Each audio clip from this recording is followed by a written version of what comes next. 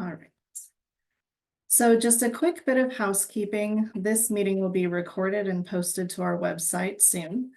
There are a lot of us on this call, so please stay on mute during the training. And if you have any questions, please feel free to type your questions into the chat. Susie will keep an eye on those for me. There should be plenty of time for questions, so I'll pause a couple of times during the presentation.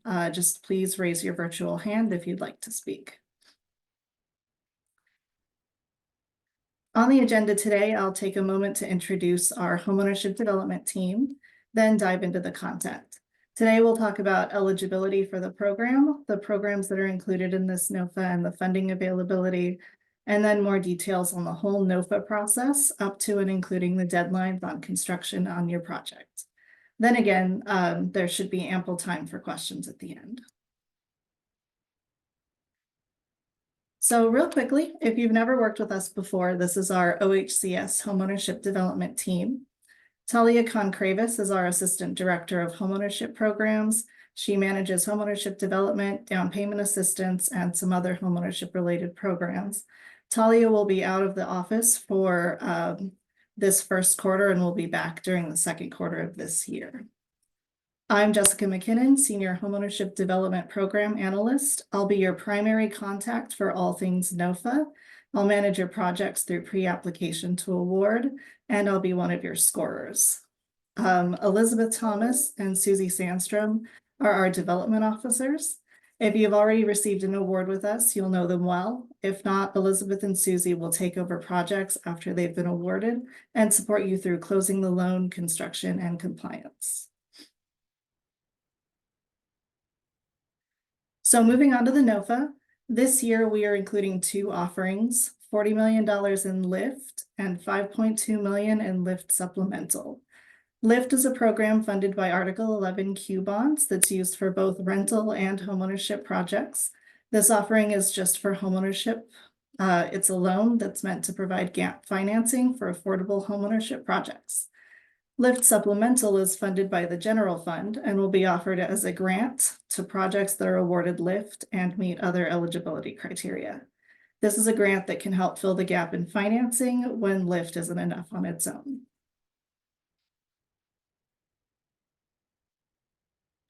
So who is eligible for LIFT is written into statute because LIFT is considered an affordable housing covenant. ORS 456-270 defines an eligible covenant holder as this list here. In short, LIFT and LIFT Supplemental is available to public bodies, agencies of the U.S. government, nonprofit organizations with a purpose to provide affordable housing, consumer housing cooperatives, manufactured dwelling park nonprofit cooperative corporations, or federally recognized Indian tribes.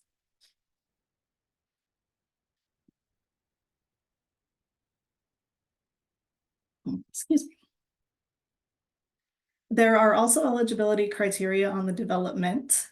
The first is that the project needs to develop net new housing. So that means constructing new affordable homeownership units or converting non-housing structures into affordable units. This program does not cover renovation of existing housing units. The funding can also be used to fund new manufactured home parks, but again, not renovate existing parks. Your project must also utilize a shared equity model, such as a community land trust or condo, in which an eligible covenant holder will maintain ownership of the land while the home buyer owns the structure. This is also for brand new projects, so anything that has already started vertical construction will not be eligible. Excuse me. We have one more special eligibility criteria, which we're referring to as RESC, which stands for Rural, Emerging, Small, and Committed to Equity. More information will come on this, but organizations that meet one or more of these criteria will be eligible for the LIFT Soft Set-Aside, LIFT Supplemental, and a lower scoring threshold. The full definitions are on this slide and in the NOFA, but in general, rural applicants' developments will fall within designated census tracts. Emerging developers will have built no more than 5 homes and will be applying for no more than 15 homes. Small developers will have fewer than 5 paid staff dedicated to development, management, and compliance, and must build no more than 6 homes a year on average. The last criteria, commitment to equity, means that you score at least 19 points on our equity-related scoring criteria. If you participated in our many feedback sessions, you'll notice this change from our previous discussions, which had focused on culturally specific organizations. This ultimately raised some equal protections issues, so we made some modifications to be more equitable to diverse organizations. And if you've already looked into the application and scoring criteria, you may have noticed that most of the equity criteria are narrative questions. We'll be developing measures for each project to ensure that what's presented in the equity section of this application will be followed through. This way, this will be the case for all applicants, but those who qualify for risk under this criteria may risk non-compliance, up to and including having to return funds if they don't do what they said they would. Essentially, we don't want anyone to just tell us what we want to hear. There has to be follow through. So here's just a quick summary of the offering. 20 million in lift will be available right away to all applicants. The other 20 million lift will be set aside for RESC applicants for the first 6 months. Those funds will be released to all applicants on June 3rd. In the case that the first 20 million available to all applicants has already run out, the newly released funds will go to the first eligible applicant after the funding ran out and continue until it's all been expended. The 5.2 million lift supplemental will also be available only to RESC applicants. We're not currently planning on releasing this to everyone if it goes unused. So I'll go ahead and pause here to see if there are any questions regarding eligibility.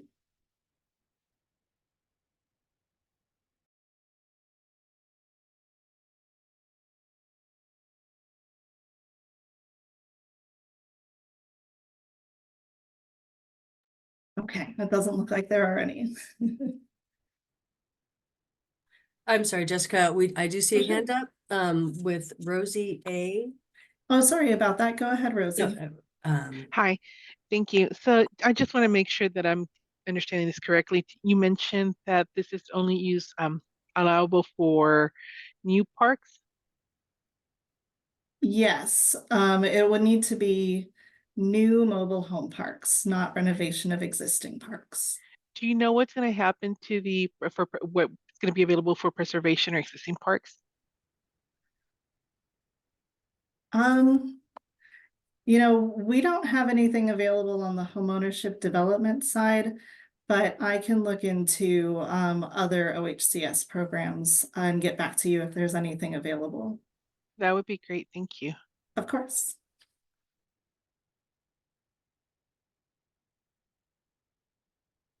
Are there any other questions? Okay. I'm not seeing hands, but if I don't see your hand and you have a hand up, just go ahead and unmute yourself and ask at this time. Thanks for managing this, Susie. Sure. Okay, I guess we can go ahead. Yeah. All right, then moving on to some specific program details. I already mentioned that LIFT is a loan. You'll need to have an undivided fee simple interest in the land. To comply with known Article 11Q requirements, OHCS will file an operating agreement on the property in first lien position. And then OHCS must also hold first financial lien position, so second position on the land for the value of the LIFT loan. This is to meet the capital bond requirements of an operational interest and proper collateralization.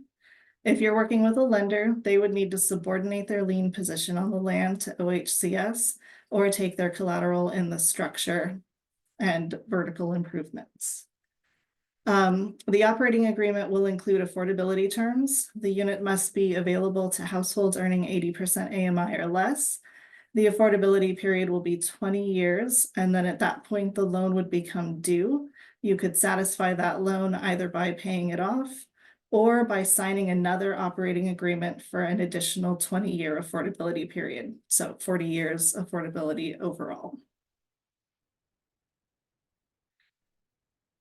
So because LIFT is tied to the land and not the structure, we can award up to the appraised value of the land plus infrastructure and site work up to the maximum award of $200,000 per unit. This year, since the application will be open for most of the year, we'll be requiring appraisals at application. This is new and it'll help make sure that we provide all of the funding that you might be eligible for. There are also new appraisal requirements included here and in the NOFA. For the purpose of LIFT, your NOFA should consider the hypothetical value of your land. Excuse me, sorry about that. It should consider the hypothetical value of your land plus streets, water, sewer, etc., even if you haven't built those improvements yet.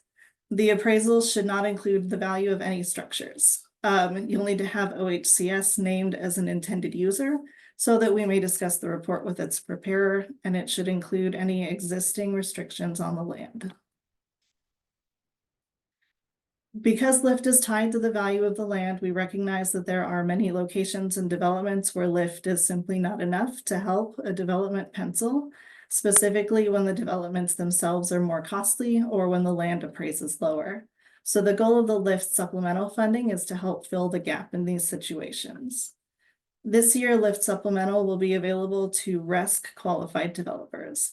They'll need to take the full amount of LIFT that they're eligible for, and then LIFT supplemental will be awarded if there's evidence that it's needed.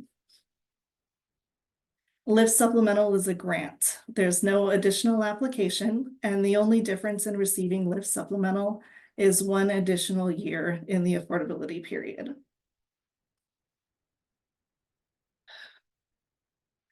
Because there are so few LIFT supplemental funds available, we have placed limits on the availability.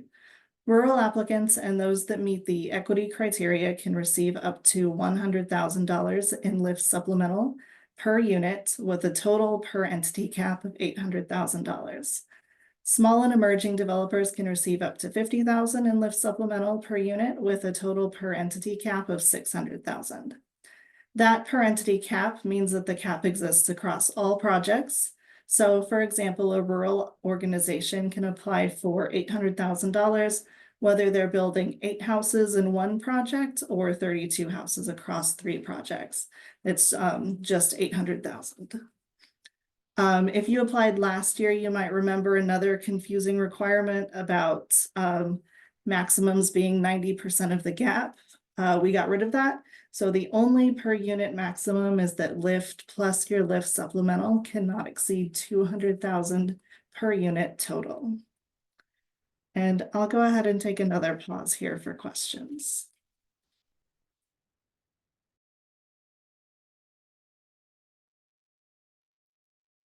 I'm not seeing any hands again, so.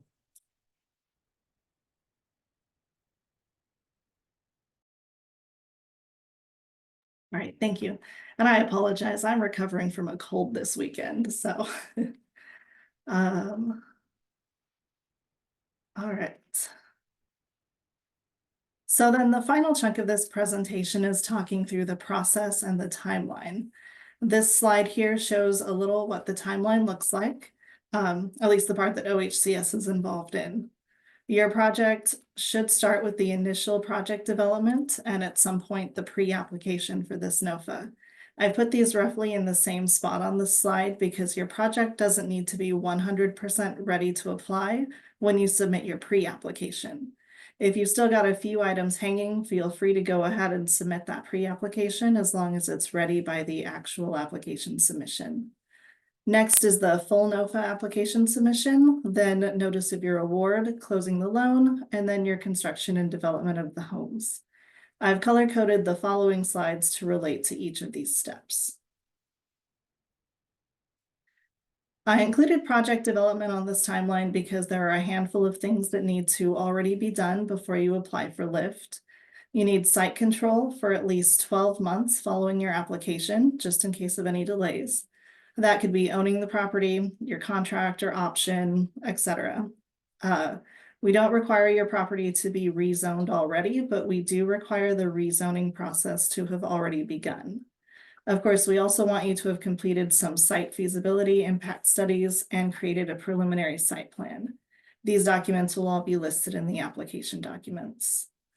On the financing side, we'll want you to have some construction estimates and a full development pro forma. We'll want most, if not all, of your financing sources to be committed or highly likely. And of course, you'll need to have completed your appraisal. This hasn't been a requirement in the past, but this year will require that your community land trust, if that's the model you're choosing, should be reasonably established. If you're already operating one, that's great. If you're a developer looking to start a CLT, then we'd want you to have most of your documents, like your ground lease, ironed out before you apply. Also, we're adding the requirement that your bylaws include a statement that your CLT properties will be transferred to another eligible organization in the case of your dissolution. This is both for the protection of the homeowner and for security of the lift loan. If your bylaws don't currently have that statement, even if you've received lift in the past, please take the steps needed to make that change. Finally, this funding is for projects that have not already been started. So vertical construction, so no vertical construction. Lift funds can be used to cover costs up to 1 year prior to the NOFA posting. So you can begin site development before application or award, but those expenses will be at your own risk and not guaranteed coverage by Lift in case you're not awarded funds.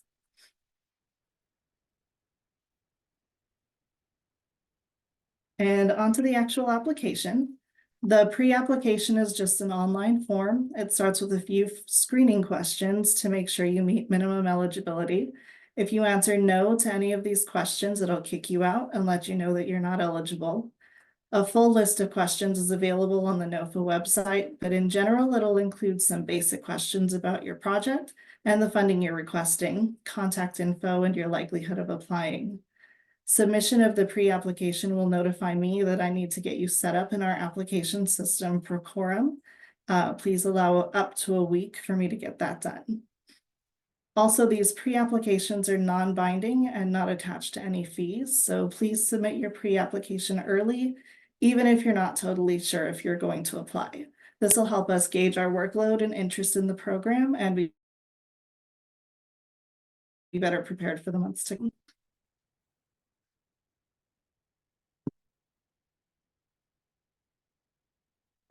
Let's see. The next step is submitting the NOFA. This year, our NOFA will be open for most of the year from January 8th to September 2nd at 5 p.m. or when all funds have been awarded. You can submit your application at any time, but we are planning to make awards in batches. If you're planning your development and need your award at a certain time, please consider this chart here.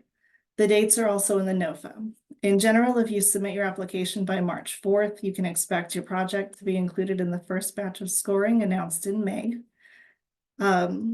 If you submit by June 3rd, you can expect announcement in August. And if you apply by the close of the NOFA, you can expect your announcement in November. Applications will be awarded on a first come, first served basis. For your application, there are 2 items that you should consider your hub or your focus. The application Excel workbook will be where you fill most of your items out. There'll be a series of tabs in the workbook that will include all of your project information, developer information, development schedule, and sources and uses. If you've applied before, you'll find an addition on this year's application. We've added tabs for the different scoring categories that gather all of the questions and information related to the scoring criteria. Procorum will be the second hub. This is the website and document uploader. After your pre-application, you will receive an invitation to join a secure work center that's just for your project. This will include all the blank forms that you need to fill out, space for announcements, and a folder for you to easily upload all of the documents that you'll need to submit, including that application workbook once it's completed. There's also a task list in Procorum that will help guide you to submit everything you need. The most important thing about the task list is that it will include a submit step. You must complete this step for your application to be considered complete, and you must have actually completed the application before clicking this button. This step will determine your place in line when considering first come, first served. If your application is not completed when that button is clicked, we'll have to move your place in line. I'll go into a lot more detail on both of these items during next week's technical presentation. I notice a lot's going on in the chat, so I'll go ahead and pause again, just so that we don't get too big of a backlog of questions. That'd be great. Thanks, Jessica. Here's the first question we have. Can you please note again the date requirement around the appraisal? It needs to be within how many months of the application award? I definitely should have looked that up. I can pull up the NOFA really quick and double check that. Okay. That's a good question. Um,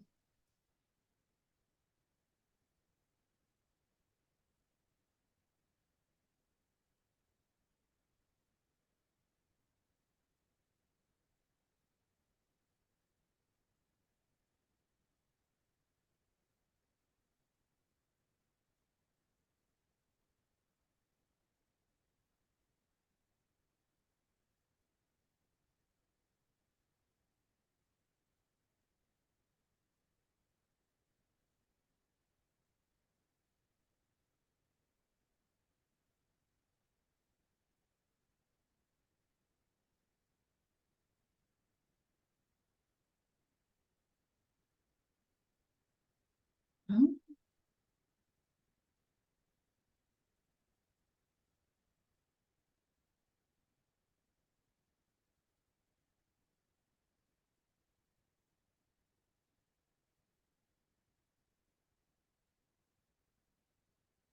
you know what? That date is not included in the text of the NOFA this year. I might need to make an update to the NOFA. So thanks for asking that question. I believe in the past it was within. Do you remember what it was, Susie? Yes, 1 year? within 1 year of the NOFA release date. So since we're doing a rolling NOFA this year, I would imagine that we'll need to clarify that a little bit more then. Yeah. Thank you, Susie. You bet. Yeah, I'll put that on my list because you're right. It is not in the actual NOFA posting and it needs to be. Okay, I got you handled on that note there, Jessica. Let's go. I'll go to the next one. So the Okay. next question, and we have this, a couple people asking this, please define highly likely for funding sources. Sure. So the scoring criteria itself only looks at committed sources. So you'll get points. I think if 100% of your funding sources are committed and if 85% of your sources are committed. And those are actually committed. Highly likely in general would mean like an award that you've applied for that you're really expecting that you'll get. You've gotten some positive feedback. Or I guess it's mostly up to you for what highly likely would mean, since really we're only considering those actual committed sources. But highly likely would definitely be something that you expect to get. I hope that clarifies enough that we would want you to include a highly likely source, but we wouldn't count it towards your scoring. Okay, thank you. And next question. Is there any advantage to submitting the first week of February versus the final week of February? Or will all applications be held to be reviewed in March and April? So all applications will be held to be reviewed in March and April, but this is a first come, first serve application. So if there are so many applications in this first quarter that all of the funding is expended, those that submit earlier would be reviewed, scored, and awarded first. Next question. Mm-hmm. Is it possible for these funds to go through us to a developer we are working with? So yeah, we've had some partnerships that way before. If you are the the biggest restriction on who is eligible is that eligible covenant holder definition. So the person who is awarded the grant and who ultimately owns the land needs to be that eligible covenant holder. But if you want to partner with a developer or contract with a developer and work together on the project, that's definitely allowable. Okay, now this one is a little bit of a long question, so bear with me and we'll see if we can get it all answered. So can you expand on how the below parameter, and I'll read this in a moment, from section E applies to multi-phase projects on a property? Can you confirm that it applies to a single funding year? We might have to answer this later. And that subsequent phases can be applied for in subsequent years. Can you see this, Jessica, in the chat, what I'm looking at? Yeah, I'm looking at it. I'm going to keep reading for the recording, but you can go ahead and read on your own. Okay. So in addition, this question is, OHCS will only accept one application for a specific site or for any part of the same site, regardless of whether applications are submitted by the same applicant or by multiple applicants. If more than one application is received for the same site or any part of the same site, OHCS may disqualify one or all of the applications. In this scenario, the non-refundable application charge for each applicant will be retained by OHCS. Sure. Okay. So my understanding of that writing is that it mostly applies for the same development. So we wouldn't be able to fund the development twice. We have certainly funded multi-phase projects before. So if you have multiple phases and you want to, for instance, apply for 30 houses now and 30 houses next year, that would absolutely be fine. 30 different houses next year. Does that answer your question, Amy?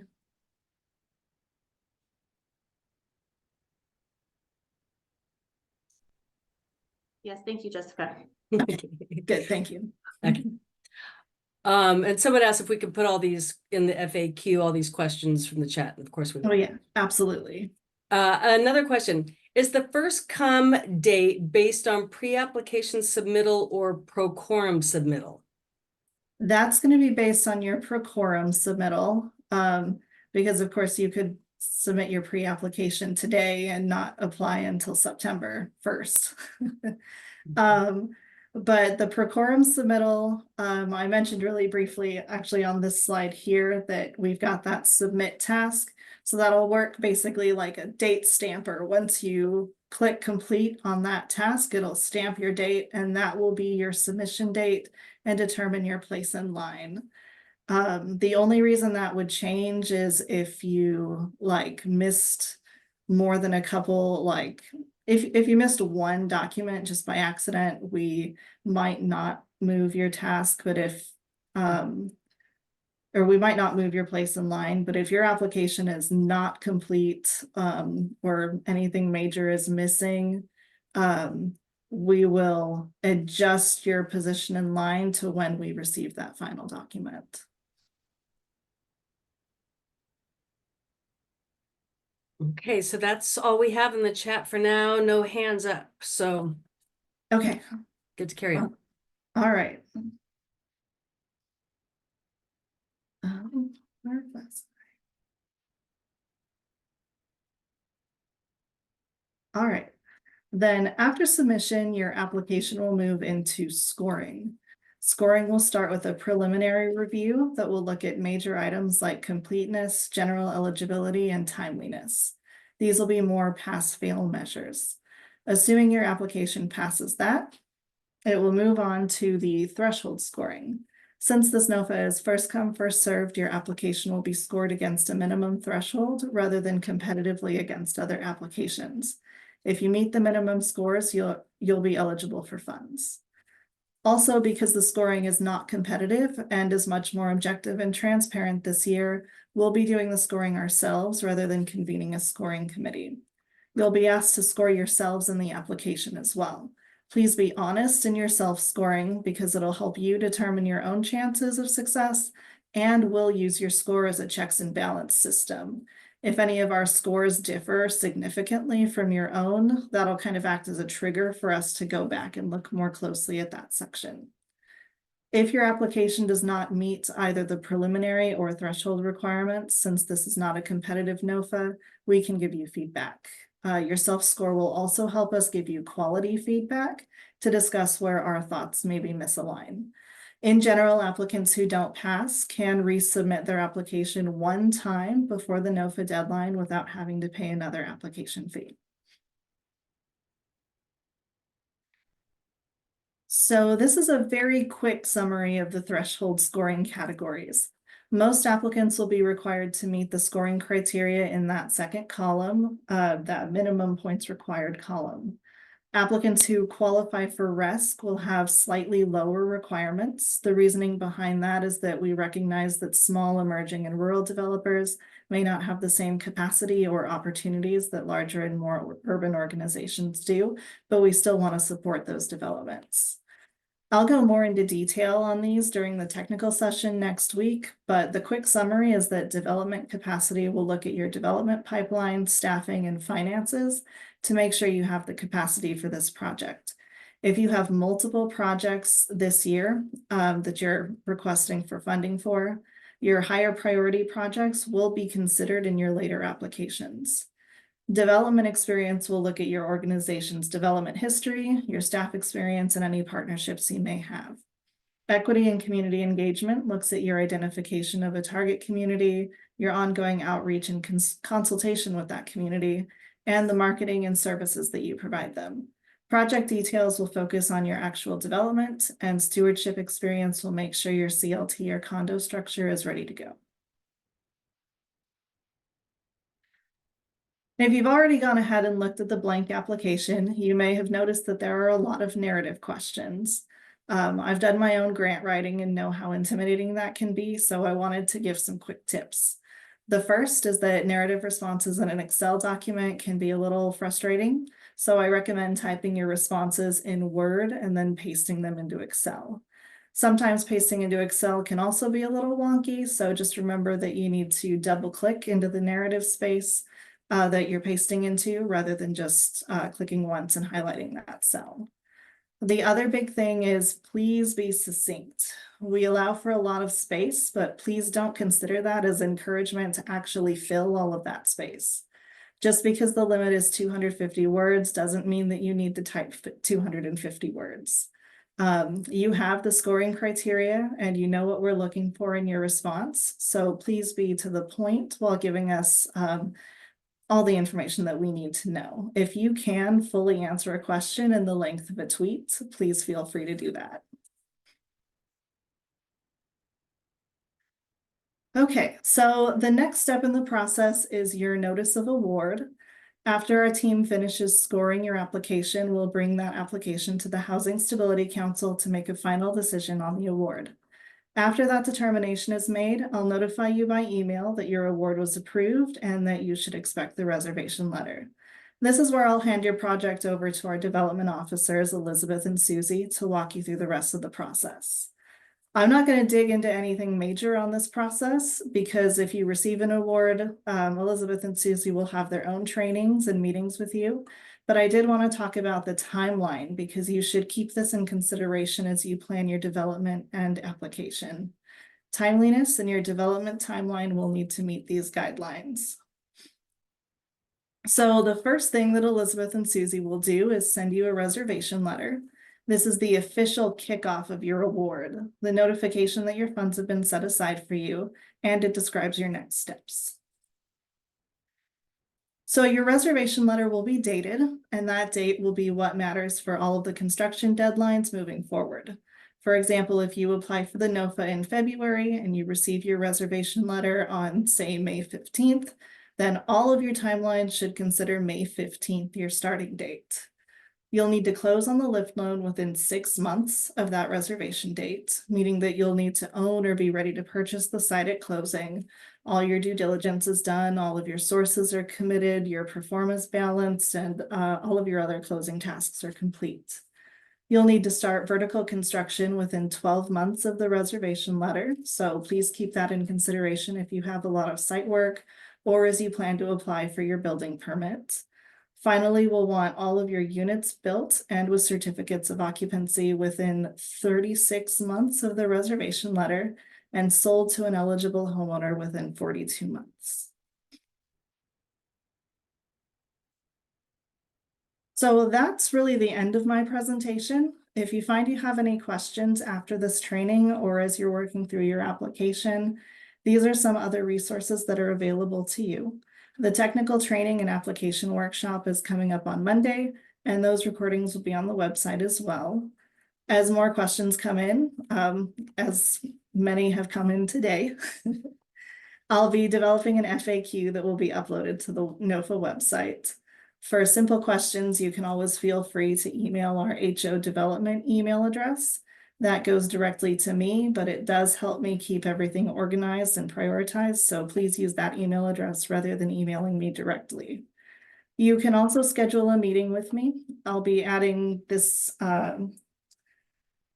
long schedule a meeting link. I'll be adding that to the website as well. And I have set aside Thursdays to be available to meet with anyone who has larger questions or wants to talk through their project. I'm happy to answer specific questions about some of the application requirements or eligibility, or to meet with you to discuss if this program will be a good fit for your project. All right, so I'd like to use the rest of our time today if there are any other questions. Otherwise, happy to give the rest of your hour back. We do have one question in the chat here. So Okay. this says, in the pre-application, please define expected average cost of construction per unit. Is this TDC including soft cost, or is it just vertical cost? That's going to be the total development cost, including soft costs. I think I could probably update the pre-app to explain that.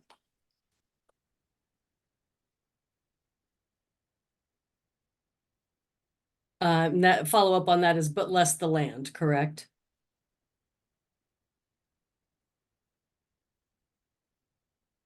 No, I think for the pre-application, go ahead and include the land on that.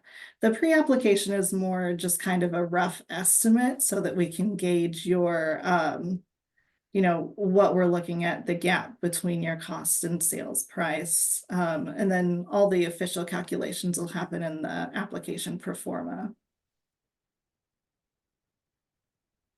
Something else in the chat here says, we consider start of vertical construction excavation / site prep for the foundation. Can you let us know if you have a differing definition? I guess we haven't defined vertical construction yet, but I would consider vertical foundation or vertical construction at foundation. But let me double check and make sure that we don't have a definition floating around somewhere else. And I'll add that to the FAQ too.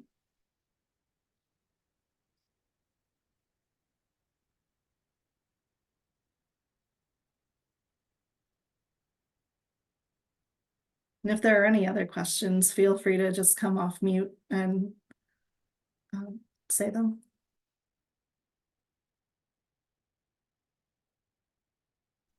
This is Joe from Habitat Portland. I just put a note in the chat. When getting the NOFA, I really liked the available funding resource that's been added to the NOFA landing page that tracks the dollars committed, it looks like. So just to clarify, we should start seeing that actively updated after March 4th. Oh no, you should actually start seeing that actively updated this week. I was a little busy prepping this presentation, but I'm going to be keeping track of all of the pre-applications and all of the applications that have come in. just so that you all can see, you know, what is the interest. So if you're thinking maybe you want to wait until later in the year to apply, but you notice that there's lots and lots of pre-applications and it looks like it's going to be competitive. The goal in that is to just be kind of aware as you're trying to schedule over time when you want to apply. No, it's a good resource, and thanks for that transparency, because obviously the rolling deadline is helpful for flexibility, but then we can, you know, kind of couple working with the rolling deadline with what the available funding is. So thank you. Yeah, of course. And I will note we section off the pre-applications. It does section that off between the lift available to everyone and the lift soft set aside. That is being judged based on self-reporting on if they would qualify and doesn't include our actual evaluation on qualification or not. So just keep that in mind as you're looking at the pre-application funding requests.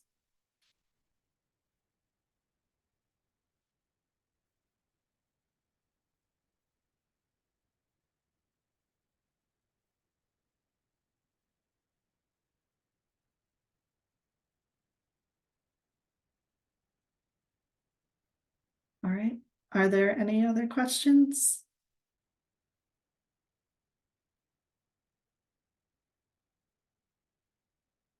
Yes, Adrian. Yeah, I wanted to thank you, Jessica, by the way. So as an emerging developer, I thought that I heard you say could not have built more than 5 homes previous and are limited to 15 total units in an application. Was that correct? Yes. Mm-hmm. And so I guess maybe project specific stuff questions for later, but if the project is larger than 15 units, you still have the potential for award. You just have to fall into the higher scrutinized criteria. Yeah, exactly. And that's just to reduce risk in those, you know, less experienced organizations. There was some concerns on funding large projects from less experienced organizations. But it is possible that you might still qualify as a small developer. So I would look into that if you might qualify for both emerging and small. But otherwise, yeah, you're still eligible for that larger pool of funds if you don't meet those criteria. Perfect, thanks. Mm-hmm.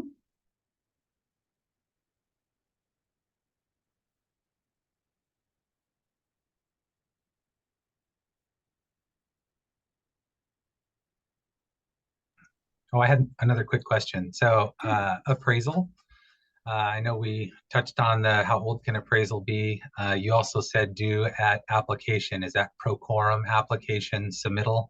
Yes, Not that'll be the pre-app, pro right? quorum application. Okay. Mm-hmm.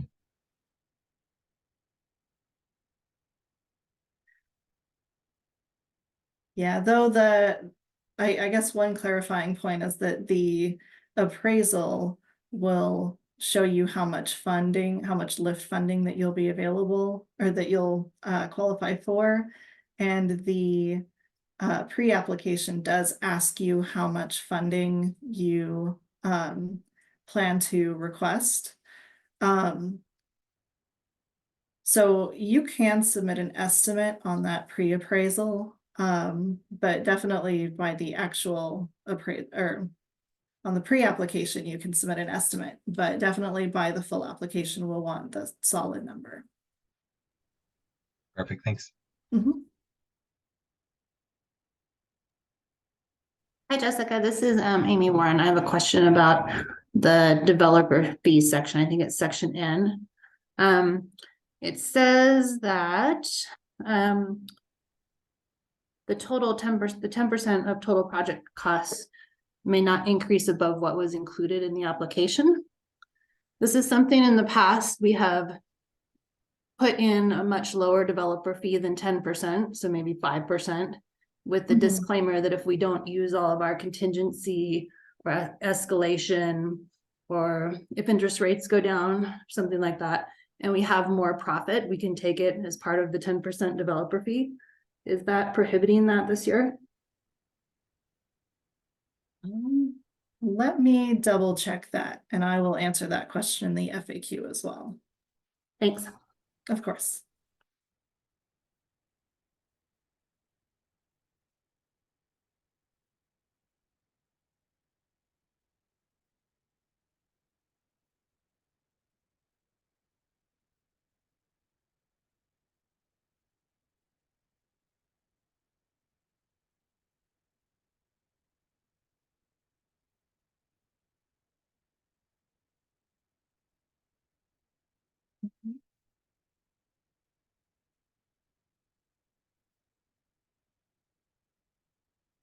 Any other questions or concerns or? um,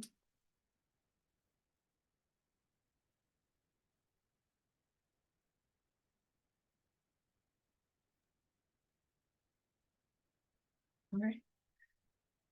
Great.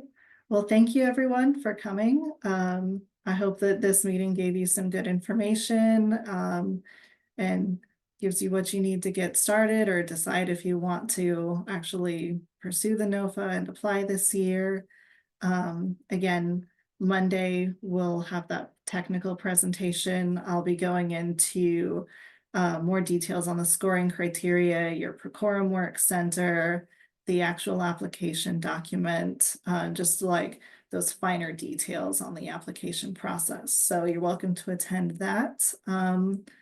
And we absolutely appreciate you coming and your interest in the process, and hope to hear from you again soon. And stay warm. Thank you, Jessica.